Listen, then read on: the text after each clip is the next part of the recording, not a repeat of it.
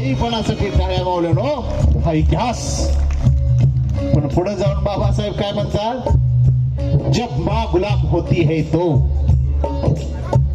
आईच गुलाम असेल तर, जब माँ गुलाम होती है तो आईच उपवास तपास करत असेल, आईच व्यवस्थेची बळी ठरली असेल तर तिच्या पोटाला जन्माला येणारं बाळ गुलाम असतं, लक्षात घ्या. आणि म्हणून आईनं गुलामी सोडली पाहिजे पहिल्यांदा. आणि ही ताकद तुमच्याकडे आहे मावल्यानो. तुम्ही गुलाम मासनं चालला नाही. उपास तापास अंधश्रद्धेच्या बळी जर तुम्ही पडाल तर तुम्हीच तुमच्या पिढीचा घात कराल. आणि म्हणून बाबासाहेब काय म्हणतात, बाबासाहेब म्हणतात अरे चित्रकलेचा शोध तुम्ही लावला, चित्रकलेचा शोध लावला, भाषेचा शोध लावला, लिपीचा शोध लावला, पुस्तकाचा शोध लावला, शस्त्राचा शोध लावला, शेतीचा शोध लावला, सगळ्या शोधांची जननी असलेल्या तुम्ही आत मावल्यानो. आणि म्हणून इतिहास तुम्ही, तुमच्यापासून इतिहासाची सुरुवात होते. हा इतिहास कडी कोंड्यात बंद झाला, हा इतिहास कडी कोंड्यात बंद झाला. कधीतरी जा त्या अंबाबाईच्या मंदिरात, कोण जाते का नाही, जाईत असेल की छल्ला घालती, लप्पा घालती, नकनी घालती, स्लीपर घालती. आणि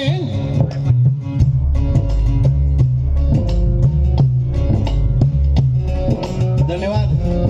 कसा दुखते म्हणून 2 गोळ्या आणून दिल द्या, चांगली सेवा केलेली आहे, धन्यवाद. तर कसा चालत नाही मावल्यानं, 5 तारखेपासून आहे. रात्री आम्ही एवढंच मध्ये होतो, सकाळी 5 वाजता घरात आल्यानंतर उद्याचा मुद्दाम जाणीवपूर्वक गॅप आहे. परवा दिवशी गगनबावडा, पणुमरे, त्यानंतर सातारा दौरा आहे. 5 तारखेपासून सुरू आहे मावल्यानो.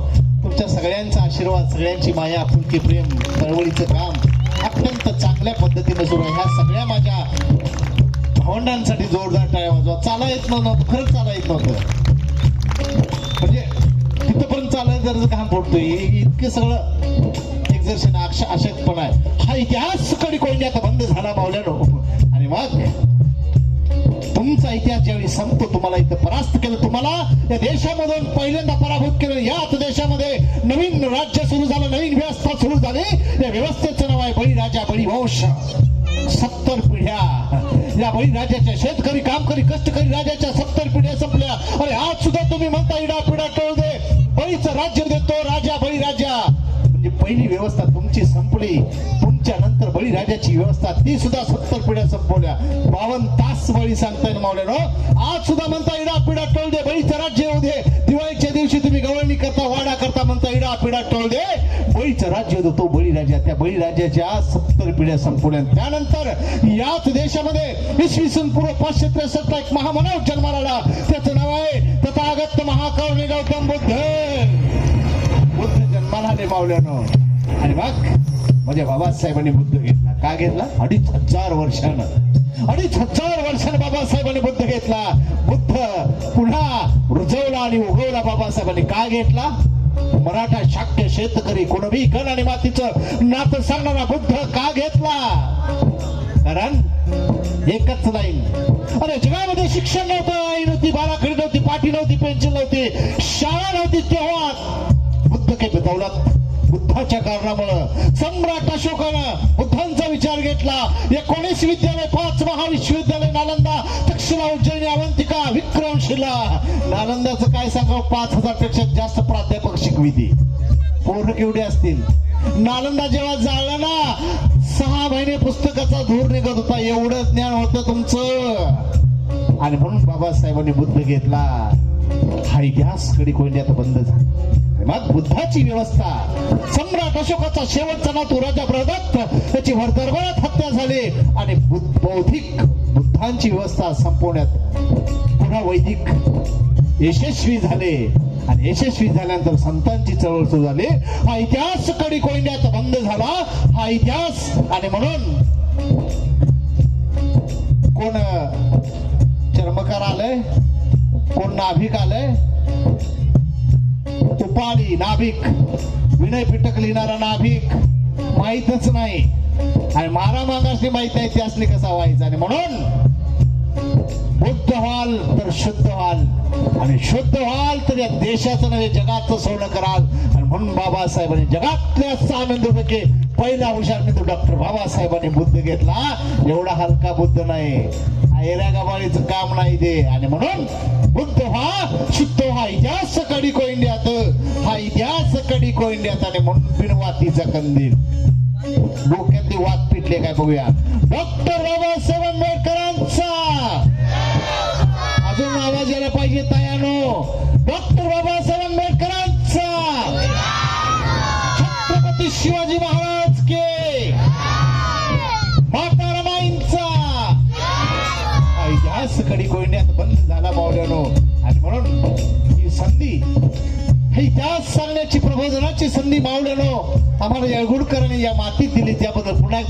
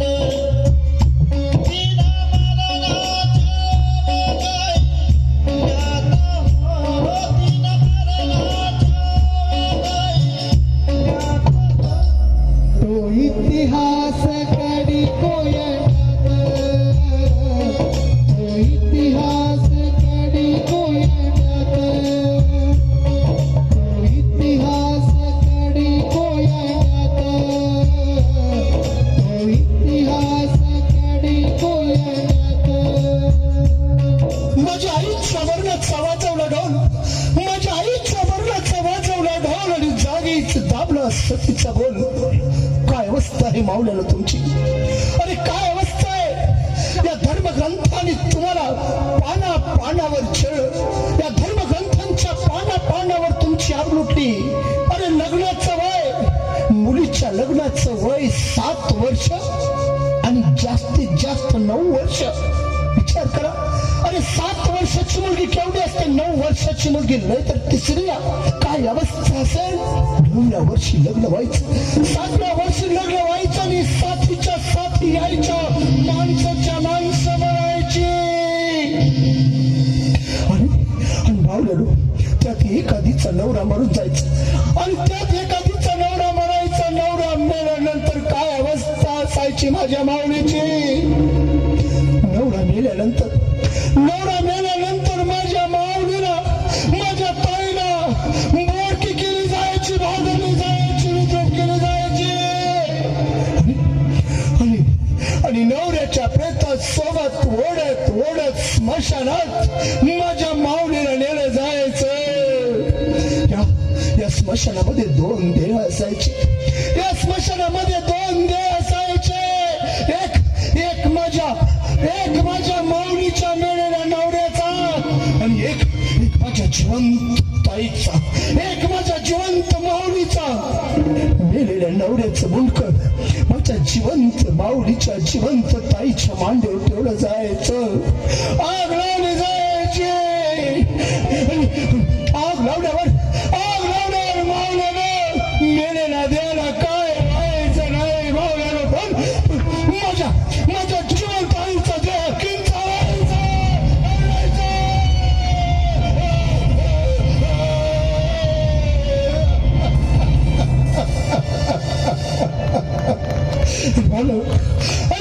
आवाज ऐकून येऊ नये म्हणून ढोल वाजवले जायचे,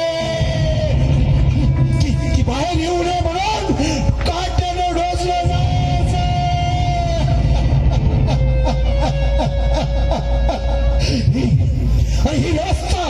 ही व्यवस्था बदलली. 1847 ते 1956, 108 वर्षाचा इतिहास. हा इतिहास सकाळी कोइंड्यात, हा इतिहास सकाळी कोइंड्यात. अस्तित्वाची जळती मशाल, नवक्रांती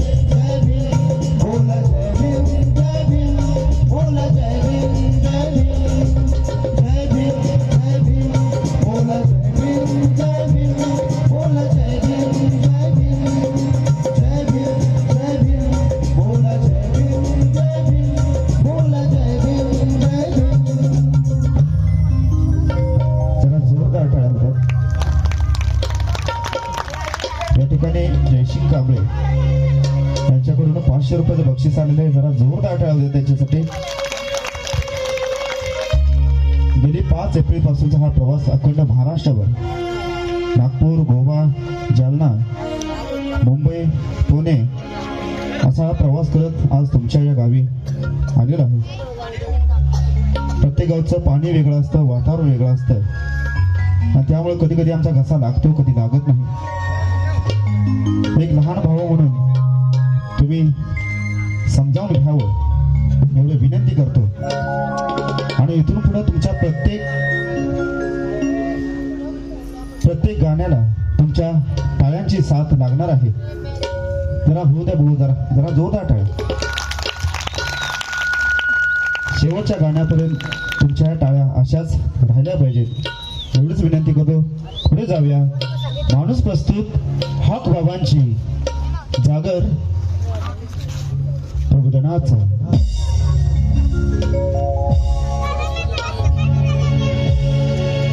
माय बापा हुना भीमाचे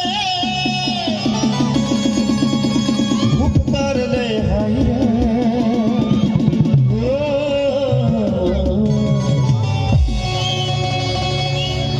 माझा आवाज शेवटपर्यंत येतो का?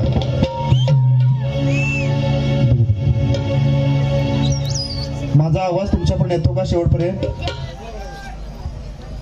कारण 3 फेज कनेक्शन लागतं आणि सिंगल फेजवर सगळं सुरू आहे. आवाज कमी वाटला तर थोडस मान्य करून घ्या. पुढे जाऊया. माणूस प्रस्तुत हक बाबांची. तुमच्या टाळ्या सगळ्यांचे हात वर आले पाहिजे. माय बापा हुना भीमाचे उपकारले हाय.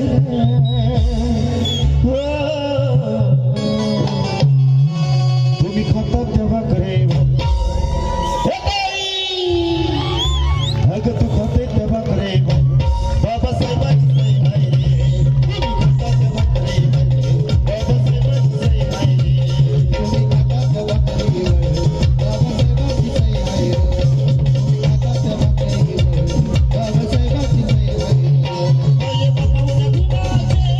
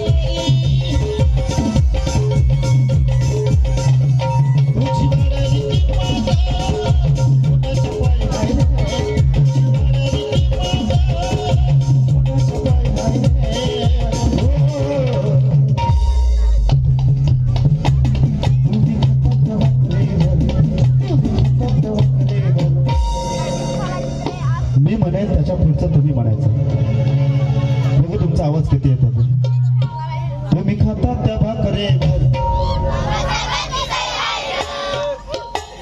तुम्ही गरगरीत जीवन आला असा जीवन आम्ही उपीट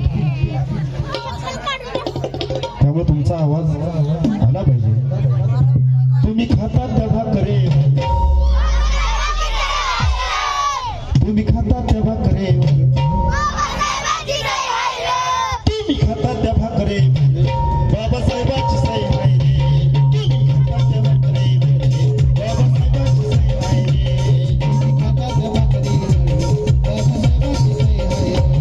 तुम्ही खातात त्या भाकरे बाबासाहेबांची सही आहे तुम्ही खातात त्या भाकरे बाबासाहेबांची सही आहे आय बाबा उडा घुमाचे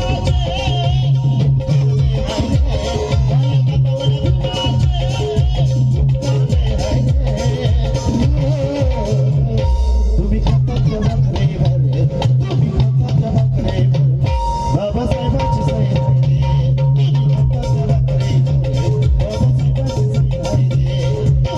त्या भाकरे बाबासाहेबांची सही आहे तुम्ही खातात त्या भाकरे बाबासाहेबांची सही आहे तुम्ही खातात त्या भाकरे बाबासाहेबांची सही आहे तुम्ही खातात त्या भाकरे बाबासाहेबांची सही आहे तुम्ही खातात त्या भाकरे बाबासाहेबांची सही आहे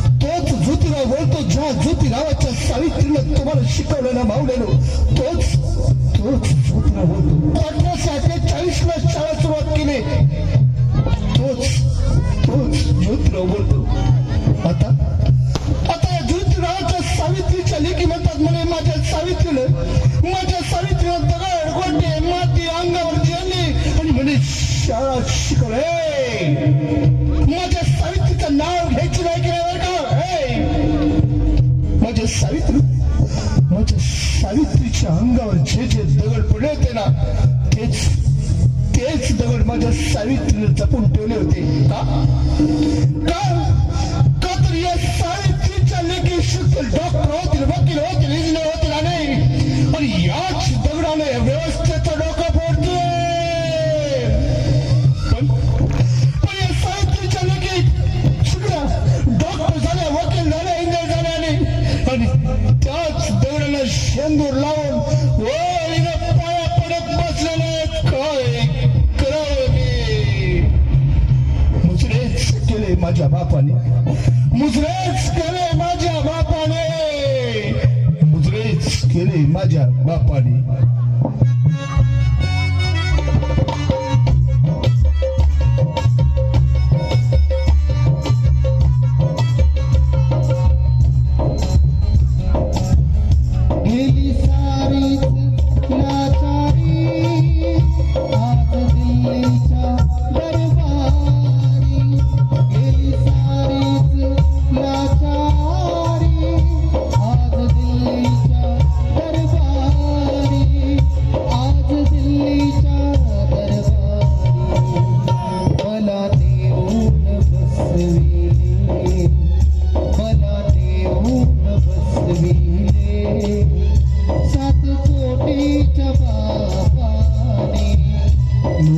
मुजरे मला करती, आज मुजरे मला करती.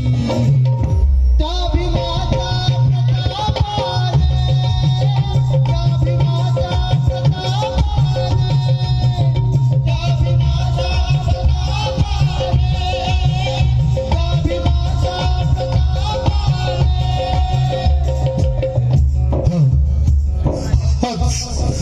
हाच ज्योतिराव मावला, हाच ज्योतिराव मावल्यानं शेवटले ज्योतिरावाला लकवा मारला.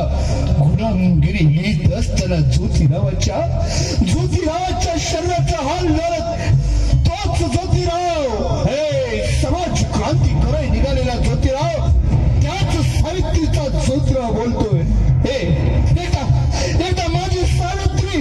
एकदा माझी सावित्री डोक्यावर जेवणाची पाटी घेऊन शेताकडे आलेले आहे.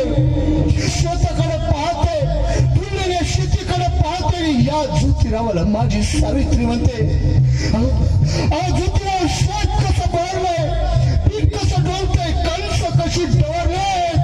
तेव्हा याच ज्योतिरावाने माझ्या सावित्रीला दिलेलं उत्तर तुमच्यासाठी आणि माझ्यासाठी सुद्धा महत्वाचं आहे. त्यावेळी मी माझ्या सावित्री मला, सावित्री, अगं सावित्री, हे शेत फुलण्यासाठी, पीक येण्यासाठी, कणस डवरण्यासाठी एका बियानं, एका दाण्यानं स्वतःला गाडून घेतलंय ग सावित्री. असंच समाजाचं पीक डवरून यायचं असेल ना, असंच समाजाचं पीक डवरून यायचं असेल ना, पुनायचं असेल ना, तुला आणि मला गाडून घ्यावं लागेल.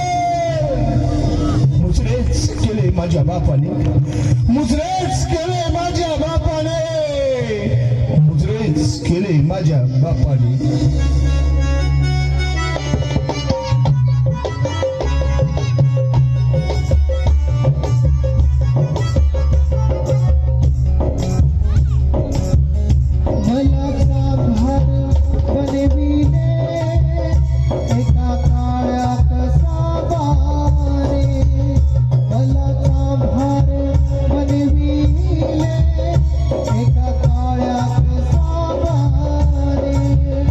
एका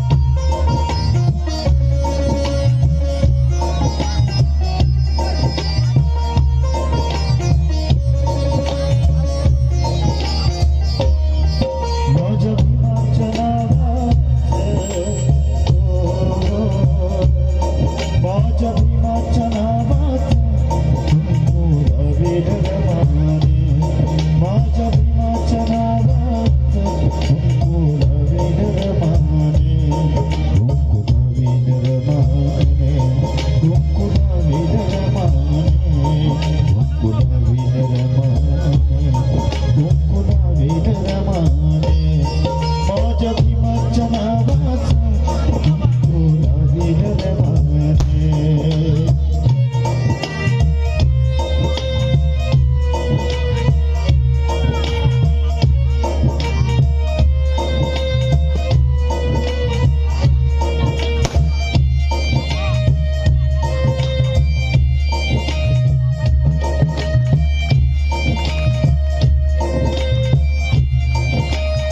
अशी मधुर मंजुळवाणी ऐक रमाईची कहाणी ऐक रमाईची कहाणी ऐक रमाईची कहाणी अशी मधुर मंजुळवाणी ऐक रमाईची कहाणी ऐक रमाईची कहाणी ऐक रमाईची कहाणी वागे घरात नेमाने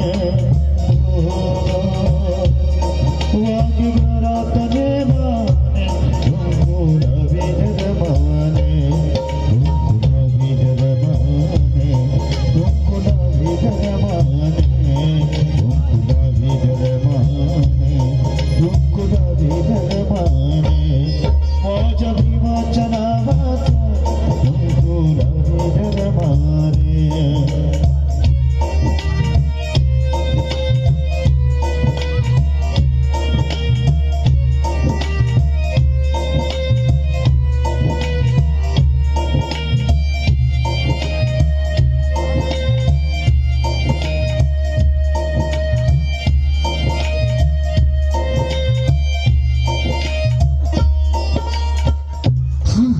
मी रमाई बाबांच्या लेकरांची रमाई आणि साहेबांची रामाई ज्या रमाईनं बाबासाहेबांच्या सोबत अस्पृश्य आणि बहुजनांच्या सुखासाठी संसार पोरका केला तीच मी रमाई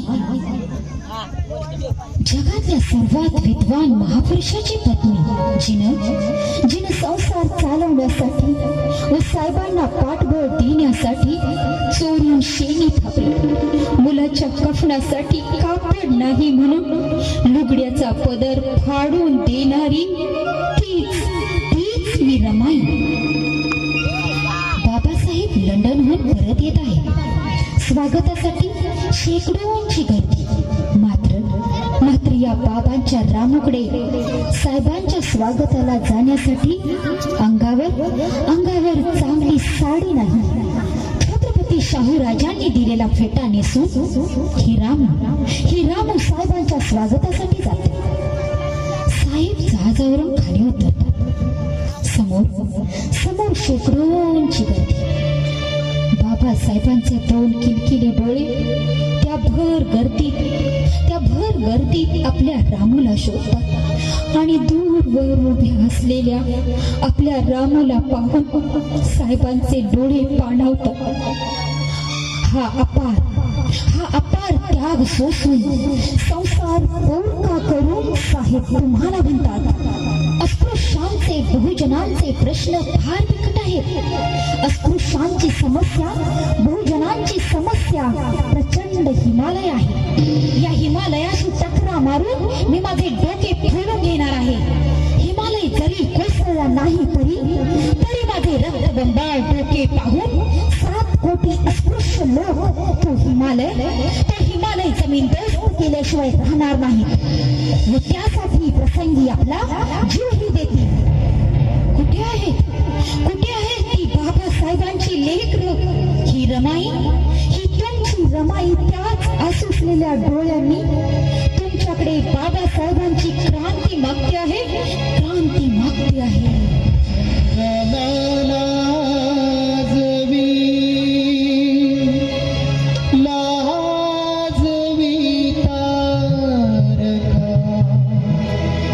चंद्राला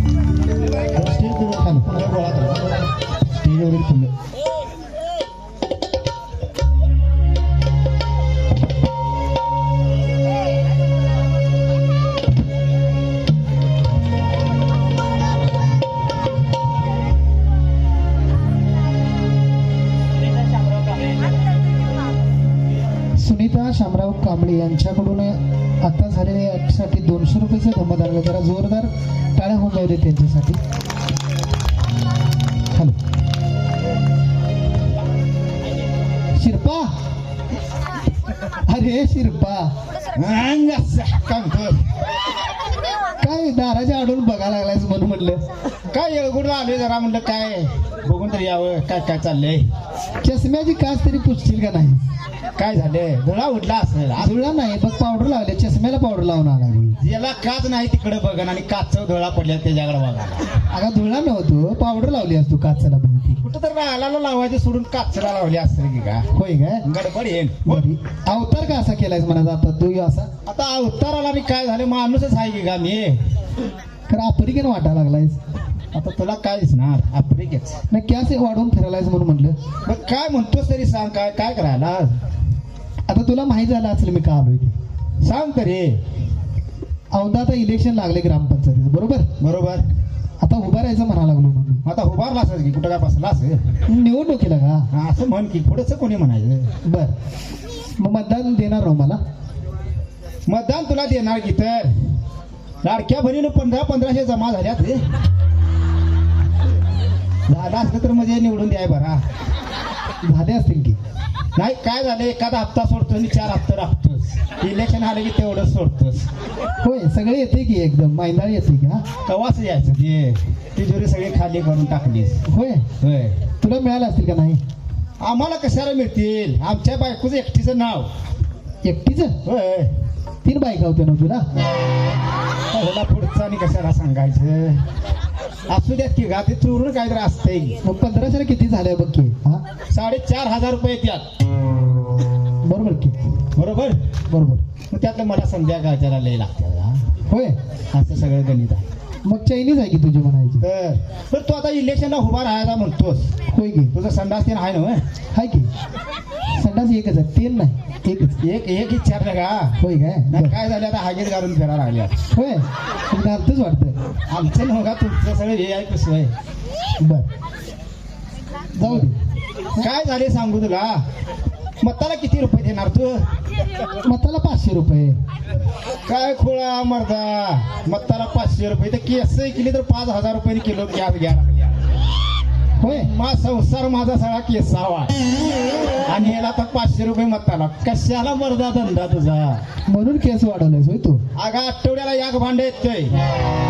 केसाव केसाव भारीच की. बायको आमची खुश. होय मग बर ते गॉगल का असा घातलायस म्हणायचा. एक दिसा लागला एक काय काच डे नाही का? नाईट आहे का ते. एक डे आणि एक नाईट आहे. होय म्हणजे कुठल्या ह्याच्यातनं बघतोयस म्हणायचा. कुठल्या तर बघायचं कुठल्या तरी दिसतंय कुठल्या तर नाही. होय काय? मला वाटलं बघितल्यावर तुला वहिनीने काय बुक्की मारले का काय डोळ्यावर. नाही काय झाले आमचं तुला सांगू. बर 4 फोडे 3 हाडे तांबडा पांढरा रस्सा आणि 5 वर्षे बोंबले तर बसा. तुला कोण सांगते बोंबडत बसायला. असंच झालंय का सगळं आमचं. यूज आणि थोडं वापरा आणि फेकून द्या. ते का झालंय तुला सांगतो. सांग की. कसं आहे तुम्ही डोळं झाकून मतदान करता बरोबर. बरोबर आहे. मी आता एका तज्ञ माणसाला बोलवतो. बर. त्यांचं ऐक हं. आणि मग ठरव तू मला पाडायचं का निवडून आणायचं. 4 दिवस गटार काढायला राहतो तिथे. कुठे येळगुडात. येळगुडात. होय नाही तुझ्या गावात येतोय की मडली घ्या. नाही निवडणुकीला उभा राहायचं म्हणजे काय काम करायला पाहिजे ते. होय काय? होय. बरं बरं जाऊ दे. सर बघा शिरपा का जोरात चालू आहे चर्चा. काय आता निवडणुकीला उभा राहायचा म्हणतोय. बर मग आता राहतो मग ते राहू दे की काय करूया. ठीक आहे. जरा पावडर पुसून ते आणि दिसायला नाही तुला. आणि तुला ते थळाक्षील आणि गोळवी ते आणि होळ व्हाय नको. होय पण आणि वाढदिवस आहे. वाढदिवसा दिवशी तरी केस विचारेल का नाही सांगा. पावडर चुकून कुठे लावून आला बघितलं तेच म्हणाला बोलू. डॉक्टर साहेब ते जरा त्यावर माणूस उपचार करायला लागते. करायला लागते वाटत. आता कॅस गेले तर माणूस उपचार करून वाढायला लागल्यात. इकडचं काय इकडचं. बरं आता यो काय म्हणा इलेक्शनला उभा राहायचा. बर काय प्रगती व्हायची हे जे. प्रगती काय खास. आता प्रगती झाल्या एकाच कवा होतोय कोणाला. आता तुला होऊ दे का राहता. आपण तिकडे लक्ष द्यायला नको. बर. काय आता तुझी प्रगती झाली ना असू दे. आता ती विषय आता राहू दे. काय पण वेळ झालाय लय वेळ झालाय कार्यक्रमाला. हा पाठपत घेऊया. आता ते मतदानाचं सांगतात म्हणून सांगायलो. मतदान तू कर चांगल्या माणसाला कर, तुझ्या प्रगती होईल, विकास होईल, सगळं होईल. पण हा मताचा अधिकार कसा मिळाला ते आधी समजावून घे. काय ज्या वेळेला मतदानात कोणाचा अधिकार कोणाला द्यायचा ही ज्यावेळेला चर्चा चालू झाली त्यावेळेला पहिल्यांदा असं म्हटले की त्यावेळेला जे शिकलेले होते, ग्रॅज्युएट होते, त्यांनाच काय करायचा, मतदानाचा अधिकार द्यायचा. मग डॉक्टर साहेब सांगा, तुमच्यातही तुम्ही डॉक्टर आहे, पण तुमचे आजा पंजा कोण शिकलेले होते काय, ग्रॅज्युएट होते काय? आता मीच म्हणायचं शिकलेला, आमचा तरी आजा पंजा काही शिकायला नव्हतं. म्हणजे तुम्हाला त्यावेळेला मताचा अधिकार मिळाला असता का? नसता. दुसरी चर्चा अशी शिरपा चालू झाली की त्यावेळेला जे संस्थानिक होते त्या संस्थानिकांनाच काय करायचा, मताचा अधिकार द्यायचा. मग तू घातलीस फाटकी पॅन्ट, मग तुझ्या घरात कोण संस्थानिक राजा प्रधान कोण होता काय? तर बाबाला जाऊन जरा विचारून या पाहिजे. मग सांग, तुला मताचा अधिकार मिळाला असता का? नाही. म्हणजे दोन्ही पद्धतीने आपल्याला मताचा अधिकार मिळाला नसता. आणि त्यावेळेला बाबासाहेब उभे राहिले, म्हणाले असे किसी राणी के पेट से राजा पैदा नहीं होगा, आज से लोगों से राजा पैदा होगा. आणि मग आपल्याला हा मताचा अधिकार मिळाला. आणि म्हणून शिरपा ते दोन फोडत हाड जे म्हणतो तेच, तुम्हाला मिळालेल्या मताच्या अधिकाराची किंमत मीठ आणि मिरची ती करू नका, कारण मतदार केलं तुला, हकदार केलं तुला. जरा जोरात टाळ्या, हकदार केलं तुला. प्रत्येकाला टाळ्या वाजवायच्या, आवाजातून एनर्जी.